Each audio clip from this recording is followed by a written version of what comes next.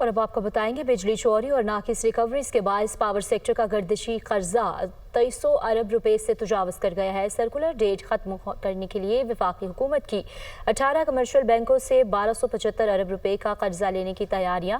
कर्ज और सूद की रकम सार्फिन से बिजली बिलों में वसूल की जाएगी। इस हवाले से देखिए इस्लामाबाद से ज़िशान यूसुफजई की रिपोर्ट।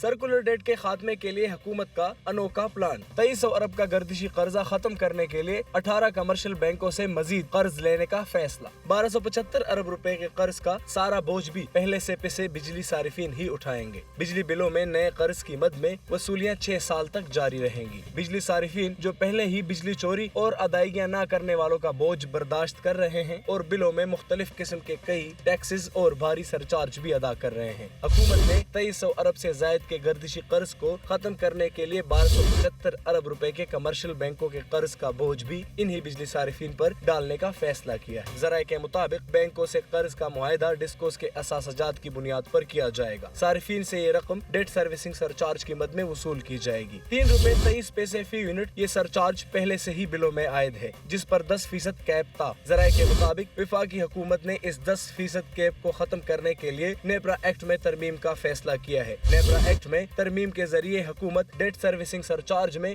जब चाहे मनचाहा इजाफा कर सकेगी। तवानाई माहिरीन का कहना है कि हुकूमत का ये फैसला गर्दिशी कर्ज को खत्म करने के लिए कोई मुस्तकिल हल नहीं है।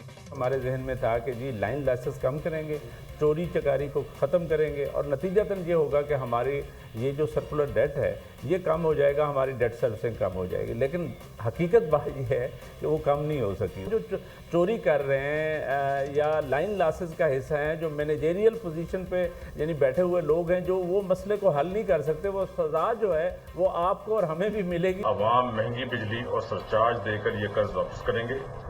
ये न सिर्फ गैर मुनसिफाना है बल्कि पायदार हल भी नहीं है।